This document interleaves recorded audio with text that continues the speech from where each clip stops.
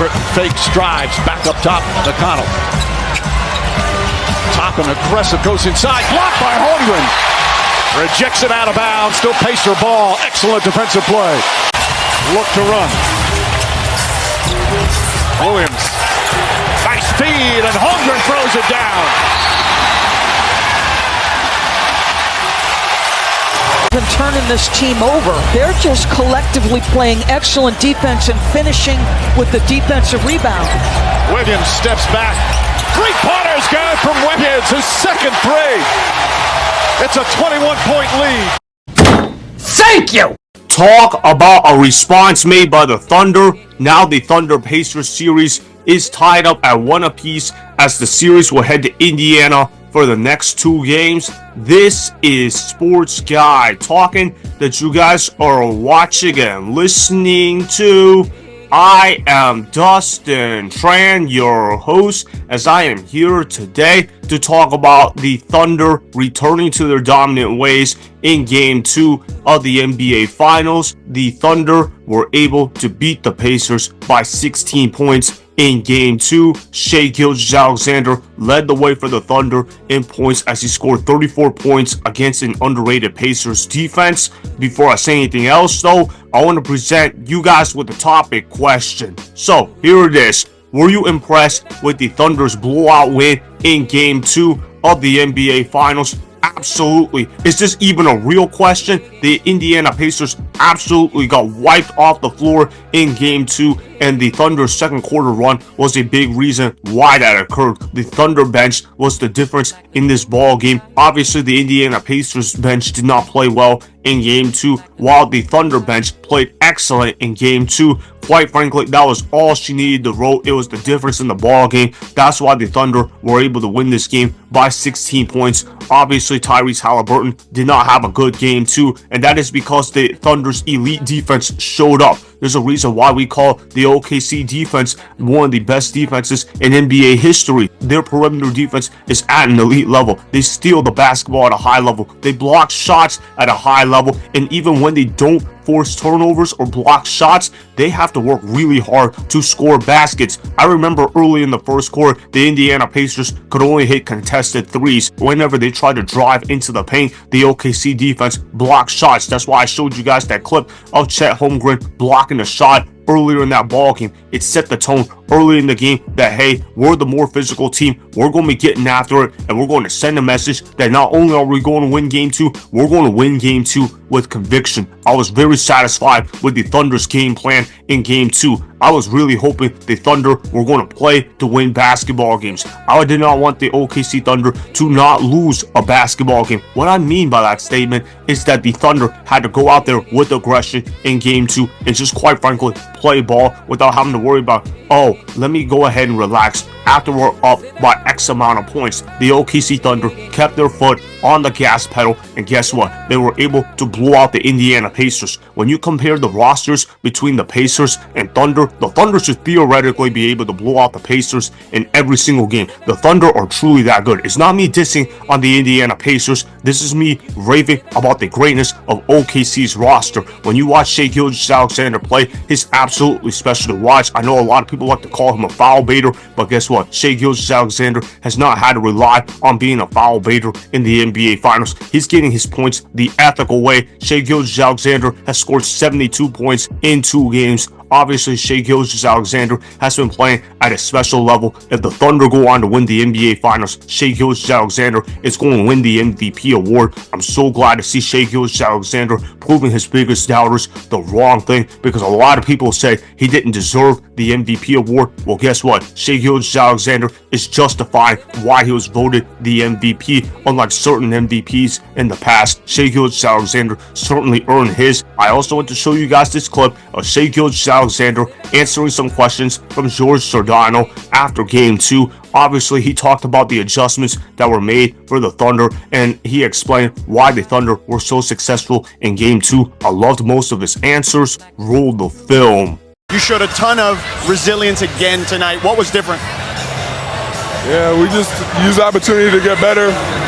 We've done a really good job of that all year, and last game was no different. tonight is the same thing. We did some things good tonight. We did some things bad, and we got to be able to get better and get ready for Game 3. Defensively, you guys look like the #1 defense again tonight. What was the focus like defensively? Yeah, we know with them, that's where it starts. They're a high-powered offense. They play fast, score a bunch of points, and if you don't get stops, you end up running all game, and they can beat you that way. Correct! Absolutely. Shai Gilgeous-Alexander is exactly right with his assessment of what happened in Game 2. The Thunder stayed locked in, and they made the defensive plays that were necessary to be made. OKC sets their tone with great defense, and then they let the rest of the game take care of themselves. They like to force a lot of turnovers early. They like to block a lot of shots early, and obviously, if you're the Pacers, you get worn out over the course of a game, which is exactly what happened in Game 2. Tyrese Haliburton was nowhere to be found until garbage time. Yeah, I know he led the Pacers in points, but if you actually watched the game, you did not feel impressed with Tyrese Haliburton whatsoever. He didn't get his assist numbers either. Defensively, he was a liability, and on the offensive end, it was nothing. He was nowhere to be found. Pascal Siakam, nowhere to be found outside the free throw line. Myles Turner, nowhere to be found outside the free throw line. And the rest of the Pacers players, forget about it. I know they had a lot of players score in double figures, but their players were not very effective when they played on the basketball court. There was a stretch in the second quarter where they couldn't even score more than one bucket for a 5-minute stretch. Quite frankly, when you play against a team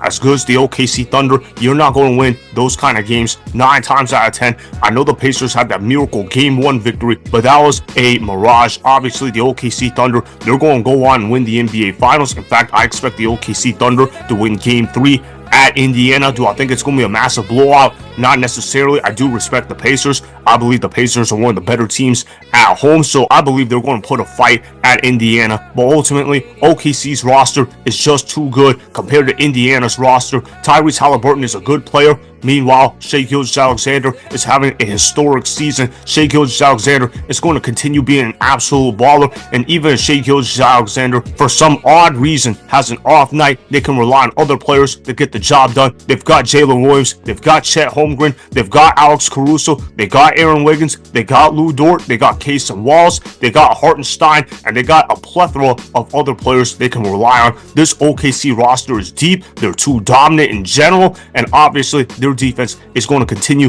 playing at an elite level just like they have all season long. There's a reason why they won 68 games. There's a reason why Mark Daigneault has won a Coach of the Year award in the past. There's a reason why OKC's defense is considered to be the best defense in not just the 2025 NBA season, but in the last 20 years. And obviously, their perimeter defense is playing lights out. It's time to start putting respect on the OKC Thunder, and quite frankly, they need to be talked about more often. I expect the Thunder to go on to win this series in no more than 6 games. I said before the series it would go 5 games. Now I'm thinking, okay, it might go 6 games, whatever. The point is, the OKC Thunder are going to win the NBA championship. It's time to accept that fact. Indiana doesn't really stand much of a chance against OKC. The only way the Pacers can beat the Thunder in a 7-game series is if they can manage to win 3 more close games where voodoo magic has to be applied. The OKC Thunder are just too good of a basketball team compared to the Indiana Pacers. So that is why I was impressed with the Thunder's blowout win in Game 2 of the NBA Finals, as the Thunder's historic defense did an excellent job shutting down an elite Pacers offense.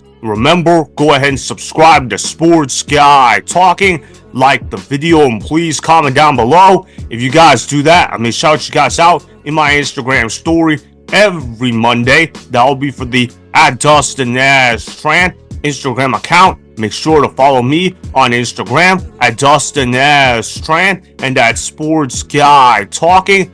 Also, go follow me on Twitter @DustinNashTran. Again, go ahead and do those things that I just told you guys to go do.